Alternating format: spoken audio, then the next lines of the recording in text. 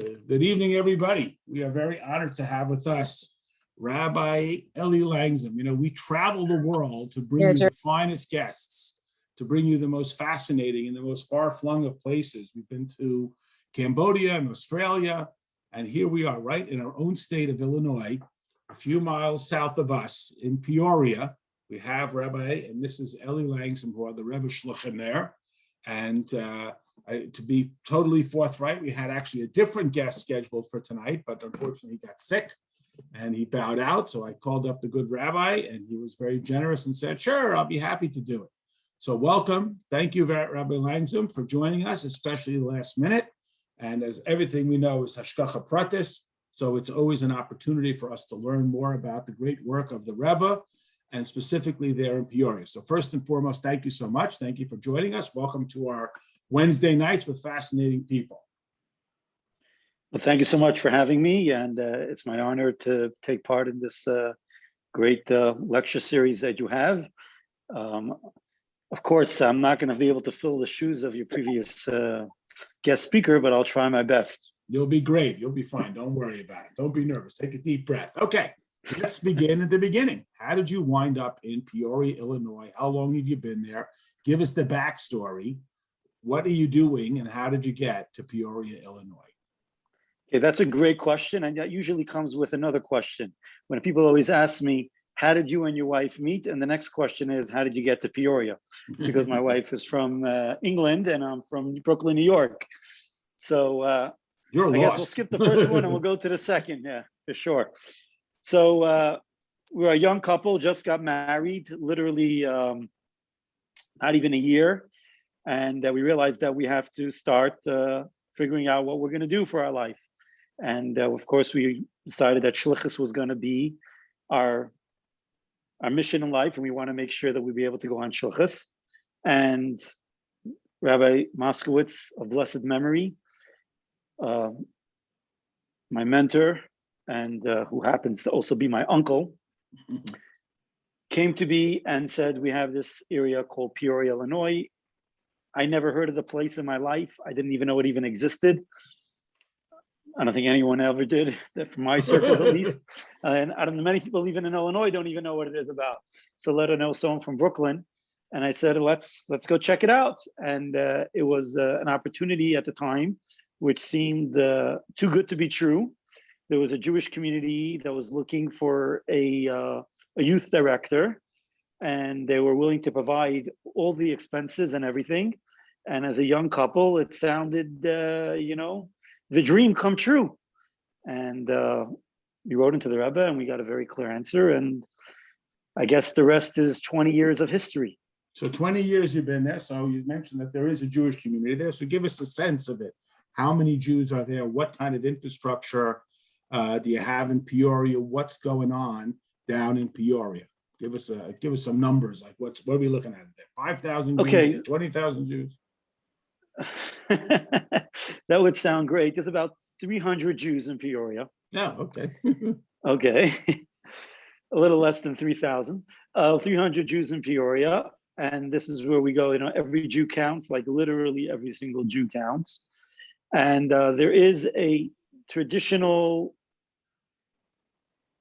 synagogue here in town, which we actually were affiliated with when we first came down. We were the youth directors of the synagogue. And there's also a Reformed temple here in town. And there's, of course, a Jewish federation. So it's almost like a big city. And, yeah, pizza place? We did have a kosher cafeteria as well. Oh, boy. For a while.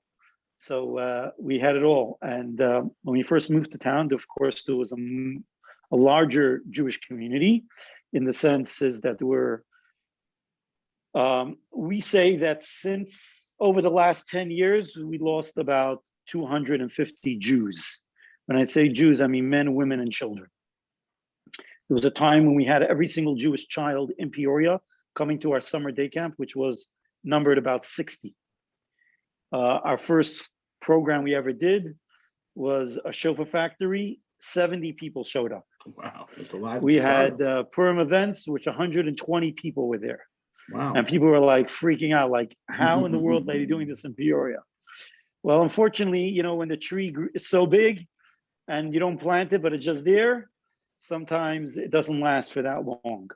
And as we see over the last 10 years, 250 Jews, men, women, and children left, many of them for many different reasons. A lot of it because they were looking for more Jewish communities. And also the children grew up. And I guess I grew up in a Jewish community, in an Orthodox Jewish community, thinking that, you have two children, of course, they'll have more. But what happened was, no, they stayed with their two children, and their two children grew up and went to college. And many of them actually are involved in Chabad on campuses, presidents, vice presidents, and boards, which was a very good thing. But there wasn't an influx of more young family, and pretty much what we saw is what we got. And we were with them for the last, as they were growing from preschool all the way through college. I mean, since once they left the college, and that was pretty much it.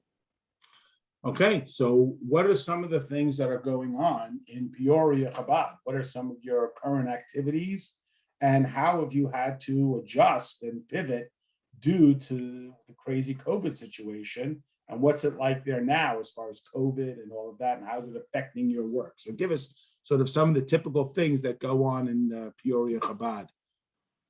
Okay, so that's a great question. And in Peoria, Chabad, we live with the motto of almost like the state of Illinois, every single soul, or the soul of every Jew, is that the motto of the Illinois Chabad.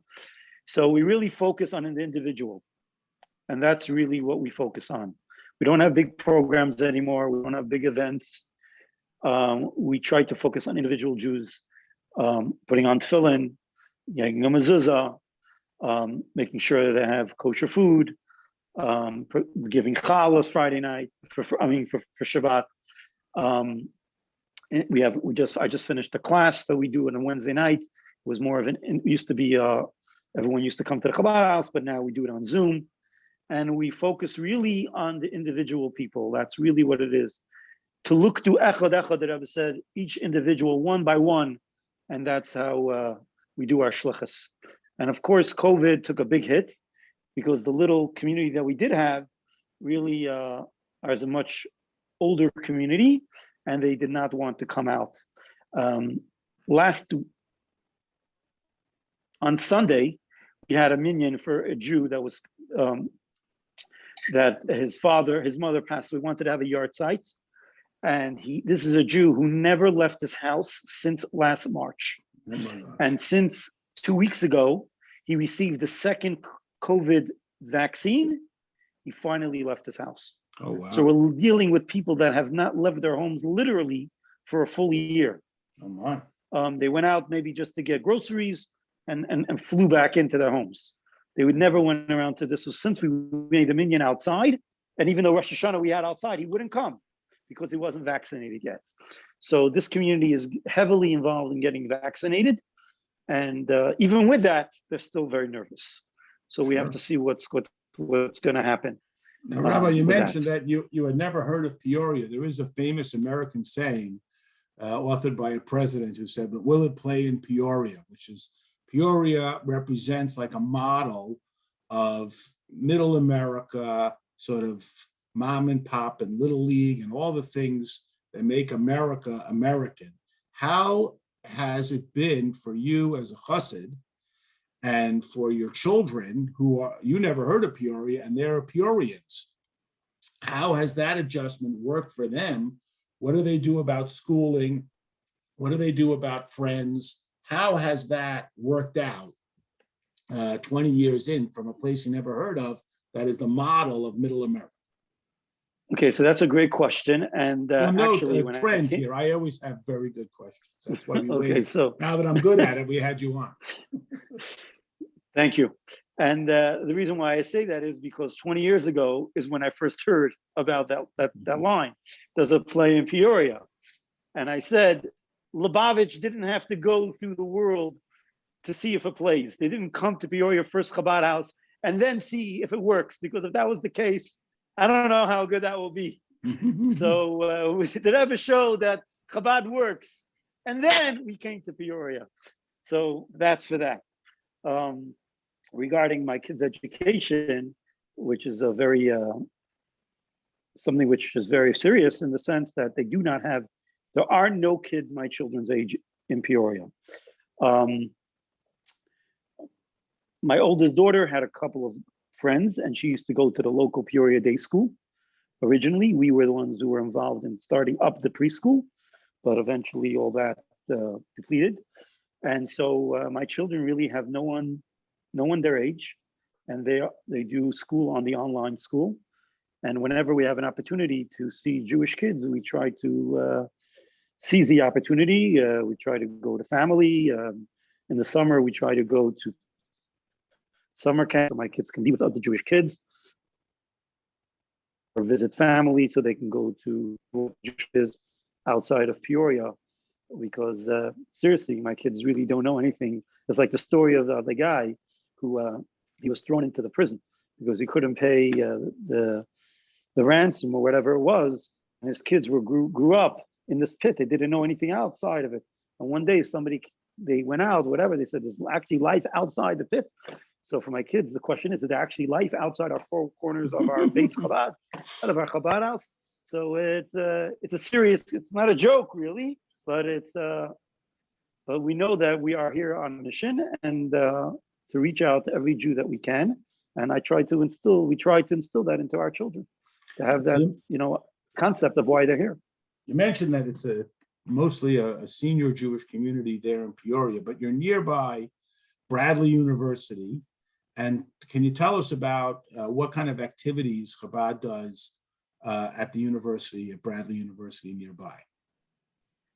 So it's interesting that you bring up Bradley University because we started I'm working interesting. on Bradley. I ask good questions. I'm good at this.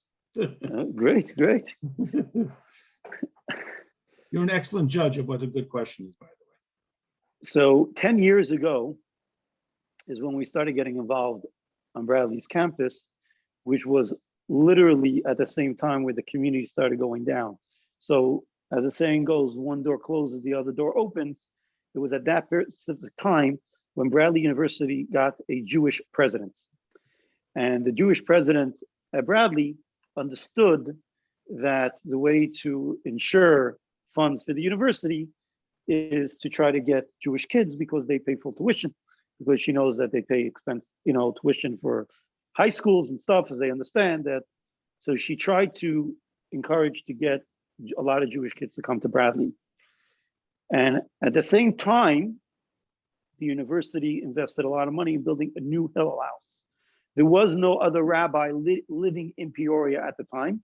I was the only rabbi living in Peoria at the time. And so it made sense that I was going to be the rabbi of the Jewish community at Bradley University as well, and overlooking the 2 kosher kitchens they were putting in there. And the university was redoing a cafeteria, so we pushed to have a Jewish kitchen in there as well, a kosher kitchen as well for the Jewish students. So it really all worked out at that time. So the Jewish students that were coming, we basically told them that Jewish life is not only about kosher food, but it's about Jewish life as a whole. So that's where the Hillel House started building. It was going to be the Jewish home on campus, and we were going to overlook both the kitchens at the cafeteria, which is both a meat and dairy kitchen, and as well as oversee the kashrut of the Hillel House meat and dairy kitchen as well. And for a long time, for about a few years, we were able to have that kosher cafeteria because the Jewish president was there to push, and we had a big influx of Jewish students at the time. Unfortunately, now the president is not there anymore. The new president doesn't really see the need for Jewish students there, so they did away with the cafeteria. So the Jewish life on campus is still, as best as we can do it, but we have, of course, much less Jewish students. And what we do is we do Friday night dinners, we do lunch and learns, we do barbecues, of course, when it's not COVID time. We make sure we just had a big Purim event at the AEPI house because we're very involved with the Jewish students at AEPI. And, again, it's more on a one-on-one type of thing because we focus on the individual. A student is, God forbid, not well during COVID. We provide them with the best medicine possible, which is, of course, kosher chicken soup, Nice. and that's what we do. How many students, but roughly how many Jewish students are there at Bradley? So we'd say about 150 Jewish students. Mhm. Okay. And still now, and with a few years So ago, Yom when Kippur you had had about 70. wow, so 70, half of the kids are coming to you for Yom Kippur, even though it's COVID and everything. That's remarkable. No, That's not fantastic. COVID time. I'm Oh. saying we've had. Ah, No, not talking But about still, COVID. getting 50% of the kids to come on Yom Kippur is pretty remarkable. So it seems like, I didn't as say you Yom said, Kippur, Rosh Hashanah, Rosh Hashanah. Rosh Hashanah for the meal. But a meal. Okay, well, look, every mitzvah counts. So you're Yeah, talking exactly. about, it's a struggle there. The community is changing. The students. So what are some of the plans for the future of Chabad in Peoria? I'm not going to say it was a good question. It's,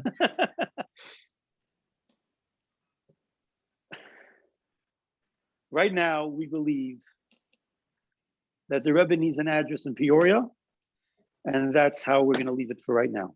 Beautiful. So that's very encouraging itself.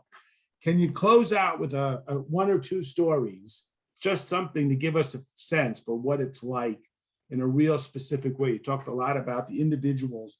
Is there something you can share about an individual or some particular story that Chabad of Peoria can share with our community? So I'll share with you an interesting story that happened when we first came to Peoria. Sure. I was young and energetic. You still are. and, Still young. and excited to do the mission. And I was full of totally enthusiasm to us. enthusiasm and fully engulfed in this. And anything that came my way was basically focused on that mission. So being the only rabbi outside of between Chicago and St. Louis, and at that time, there was no other Chabad house outside of the Chicago area. Now, thank God, we have Champaign, we have Bloomington, Normal, ISU, but at that time, there was nothing. And one of the things we also do is we do certifications for the different companies, for the Circle K, Circle U. We also have our own certification known as PK, Peoria Kosher, that we provide. We certify different items. But at that time, I was coming back from a hashkacha job from Iowa. And my wife, we only had one car, and my wife needed to get to school, preschool to teach. So I was growing up from New York. I guess the raw egg wasn't on the gas, wasn't on the pedal, wasn't on the gas, was more on the brake. And I was speeding, and a cop pulled me over. You were applying some of your enthusiasm to the I'm revealing my deep secrets today. I forgive you, my I've child. done. I forgive you, my child. Yes. And so, honestly, I didn't even realize that I was, because the speed limit dropped so quick, and a cop pulls me over. And he says, I said, well, what's the problem? What did I do wrong? He said, you were speeding. I said, speeding? How is that possible? I never speed. I always do the speed limit. And being in New York, you could do a little 9 over is still not considered speeding. So he says, but today you did speed. I said, I'm sorry, I didn't mean it, whatever. And, thinking that if I apologize enough, he'll be able to be sympathetic to me. But he said, today, sorry, sir, you're going to get this ticket. And actually, I was very, very excited about it. And the reason is because I just came to Peoria a year ago, or within the year. And I felt that everything is happening as for Hashgacha Pratis and a purpose and a reason. So I got this ticket because I have to be able to meet a Jew through this ticket. So I thought maybe the cop is Jewish, but it didn't turn out to be that way. And my father, being an insurance broker, always told me that the most important thing is to make sure you do not get any points on your license. So you have to make sure no points on your license. So I go to the courts to fight the ticket. But in my mind, I was thinking that the judge must be Jewish. Otherwise, why else did I get the ticket? So I go to courts, and the judge is not Jewish. So they tell me, you have a choice. You can either pay the ticket and go to, what do you call it?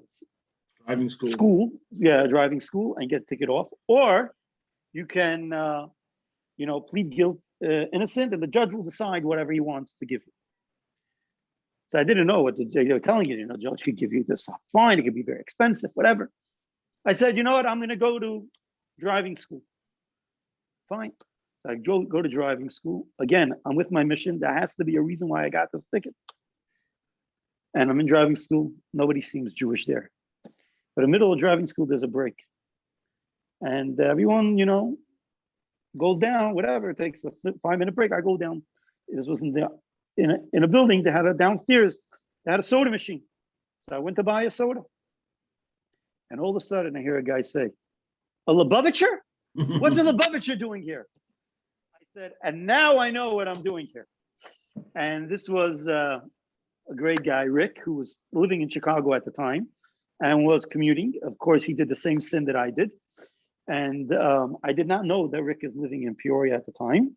And he was starting up a new business, whatever. And lo and behold, he introduced me to a very, very wealthy man who I would not have known without Rick. And we created a great big relationship with him. And from there, it had a big impact on many of the programs that we had at Chabad. So you were right. With it was a reason. Don't speed anymore. It was a reason. Yeah, that's it. That part I know. No speeding. Rabbi Langsam, we want to thank you. 1,000 thank yous for joining us. We wish you continued atzlacha. God bless you for sticking it out there in Peoria. And it plays in Peoria. And you'll see your planting in difficult times will bring you reaping with joy. So Hashem should bless you with great, great success. Appreciate your joining us tonight. Remind everybody to join us tomorrow night. We're going to do some Parsha at 9:00. And next week, we'll start focusing on the Haggadah. Sometimes people like to jump in with a question or two. So if anybody's got a question for the good rabbi, we'll respect his time, but he'll be a good sport and stay with us for a couple of minutes. Someone's got to have a question. No? Rabbi. Yes. Hi, how are you? Okay. Great to see you. Why don't you tell a little of the story how you got onto the campus with the menorah? Okay. So actually, yes, I was going to say that story. Thank you so much for bringing that up.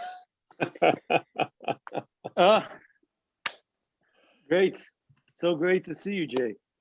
My pleasure, Ellie. And Harleen. Beautiful. Okay, you never know who's the behind story. the screens there.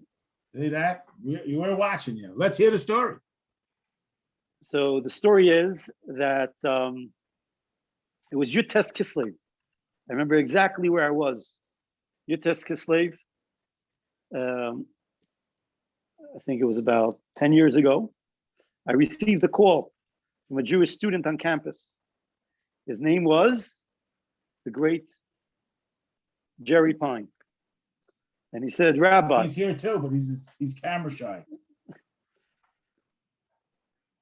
He said, Rabbi, what do you say about putting a menorah on campus? I said, wow, that sounds like it's a great idea. That's a phenomenal idea. And I said, it's going to come on a better day, which is Yutes Kislev, the day of the liberation of the Alter Rebbe, the idea of bringing Chassidus and light into the world. Couldn't have come on a better day. And he said, because I've asked other Jewish institutions to put the menorah, and they said, what are you, crazy? It's not possible. And I said, absolutely. And we actually put the menorah up on campus that year. And we had the president come and light the menorah. It was a great, big, beautiful Kiddush Hashem. And many of the students who never even realized what Hanukkah is about really got excited about it. So the truth of the matter is that the true shliach to Bradley University is not Eli Langsam, but Jerry Pine. He was the one that first brought the concept of bringing light to Judaism on campus. And he's since been very instrumental in a lot of the programs that we have. And he was our first student president. And in his days, we had 70 students that came to a Friday night dinner. Wow, amazing.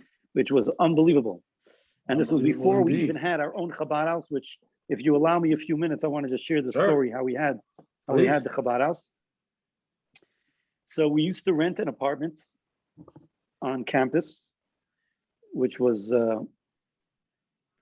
funded by, some of the students' parents, which wanted us to be there. And for many years, we were on Bradley's campus, renting an apartment. And then we finally got a house on campus, which I guess by divine inspiration or Hashgacha Pratis, that house was had a terrible flood on it, and they took the house down. So then we ended up getting another house, and it came to the opportunity where we had to buy a house for Chabad on campus, and we were struggling with how to go about this because it's very, very difficult to buy homes around Bradley's campus, because the minute a house goes on sale, immediately the realtors buy it up because they want to rent it out to the student for student housing. So we were searching for a long time. We could never find a house. Finally, I had my eye on one house where the professor of Bradley, and I mentioned to him that I want to buy the house. And he told me, okay, we're not going to put it on the market, so I guess you could buy it. Anyway, it came like a month, 2 months before the semester was to start. And I tried to reach out to this guy a bunch of times. He never answered the phone, whatever. And I called him up. I said, what's going on? He said, by the way, I decided I'm not selling the house. I'm not leaving. I'm staying here. I said, wow, it's 2 months before the semester. And I thought I had this all figured out. He's like, but I want to tell you something. A house just went on the market. So if you grab it, I think this house will be great for you. And so, fine. I go and check it out. I look at the window and it looked really perfect. It looked exactly what we needed. So I call up my realtor. I say, Mark, check into this house, see what the deal is. And he calls me back and he says, yep, it's on the market. We could start negotiating, the whole long story. And this was Rosh Chodesh Tammuz, 3 days before Gimel Tammuz, which we all know is the day of the Rez Yartzeit. Yeah. And I said, okay, we're just going to put down a down payment. And all I had to put down was $1,000. I said, that's it. We're going to put down a down payment for $1,000. In other words, not a down payment, sorry, to lock in the contract, right? The contract, put down $1,000. So I guess we could lock in the contract. Fine. But I have absolutely no money to buy this house. And I was adamant about not getting a mortgage. I am not getting a mortgage because I already have one mortgage on my house. Peoria is a very small community. I could not afford 2 mortgages. So I wrote a letter to the Rabbi asking a blessing that we should be able to get. That was the best part of the story. What happened? I know. You got to give me 1 second because my son is calling me from the yeshiva. Give me 1 second. Okay, we'll take this break to remind everybody that Thursday nights we do Parsha at 9 o'clock. There's like a commercial interruption. It's a cliffhanger. You got to hang on. Next week we're going to do Haggadah. Although I should tell you now, next Wednesday night I will not be here for class. I'm going to a wedding, actually, Baruch Hashem. So no class next Wednesday night. But the rabbi's back. I apologize about that. That's all right. Your son I is more important than anything. Because I have no way to contact him, so he can. I hope he's not in trouble. I hope he's not. Everything's okay. So, yes, thank you so much. Apologize. All right. So you didn't want a mortgage. You wrote a letter to the Rebbe. What happens? I wrote a letter to the Rebbe saying that I want the house to be paid, and I actually mentioned the person who I wanted to pay the house, and he was Mr. George Rohr. Ah, that's a good one. And I said, Mr. George Rohr, he supports Chabad on campus. If he can please foot the bill. I'm telling the Rebbe who should be the one in charge. All right. And be snappy about it because I don't have all day. I'm sorry, I'm going to go as quick as I can. I didn't mean that. I thought maybe you asked for that, Bertha, too. He paid for it. Come on, buddy. Absolutely. And he wanted to use my pen. Could you believe it? He'd bring his own pen. All right. And so what happened was, Mr. George Rohr said, absolutely not. That was the wrong answer. Just very short to the point, absolutely not. Chabad on campus, Peoria, it's a very small community. I know what it is. I don't know what the future of that holds. No, I don't want to invest there. Okay. In the meantime, I started collecting and starting doing my own little campaign. And I pushed somebody who's very close to Mr. George Rohr and said, please ask him again. And I told the Rebbe, this is the story. George Rohr got to pay for this house. I have nobody else that could do it. This is the deal. Anyway, somebody met him at a bris. Sorry, they had a meeting. It was a meeting actually. And again, Peoria came up. And he said, no, I don't want to pay Peoria. 2 years prior to that, somebody from the Chabad on campus actually came to Peoria to check it out and see what it's like. And he said, what are you talking about? You know what's going on in Peoria? They have a kosher cafeteria, they have this, they have that, they have all this kind of stuff. He's like, really? Okay, fine. I'm not going to give what he wants. I'm going to give him less, but at least I'm going to give him something. So I started my campaign, and this was the first time, it was 6-7 years ago, I started to do this matching campaign. And going into this matching campaign, I was very, very nervous because I wasn't sure how it's going to go down. And my wife was like, you sure you're doing this right? You know, you always got to listen to your wife. And I'm thinking this might be the biggest disaster because we were trying to raise $60,000 is what I needed left from what George was going to give me. And this is all I could have. And I start this campaign.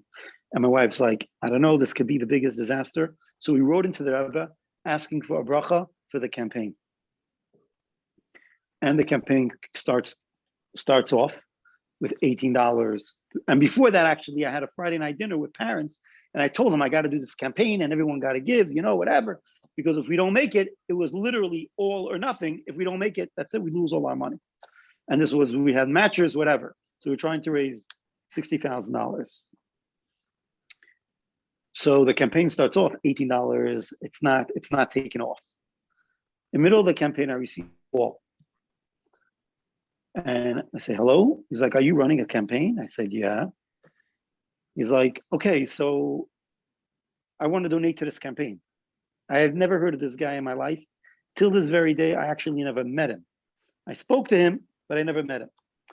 So he tells me, okay, how much is the house? I said, well, the house is given away to George Rohr, but I give you the dining room.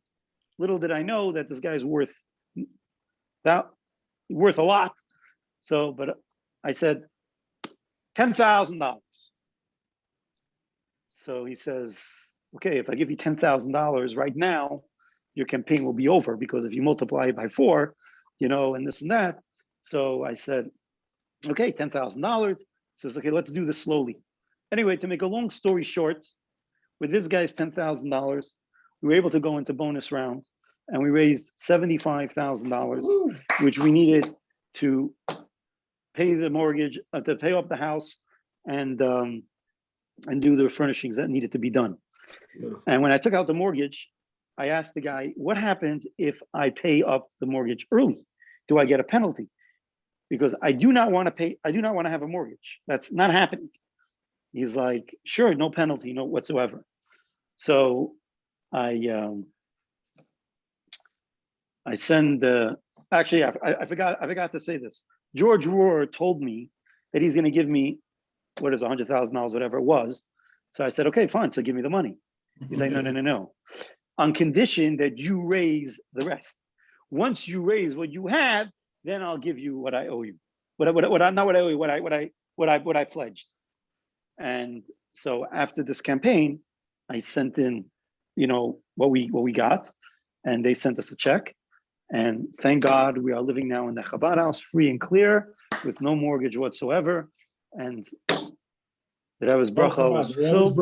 And it was the best house we could ever get on campus for what we needed. And the house that we were looking at would have been a disaster. So thank God. And it's all thanks to Jerry Pine for pushing me to bring the menorah and bring the light onto campus. God bless. Beautiful. Beautiful. Okay. Rabbi, thank you. Thank you so much for these great stories, for joining us, for sharing about what life is like outside of the big communities in Peoria. And we really, really appreciate your time. I really appreciate your insights. Thank wish you. And you if a- anybody's in the area and wants to come by, please, be more than happy to welcome you. Beautiful. All right. A good night. A Chag Kosher Sameach, Kosher Freilichen. Good night, everybody. We'll see you tomorrow night. Good Thank night. you. Thank you.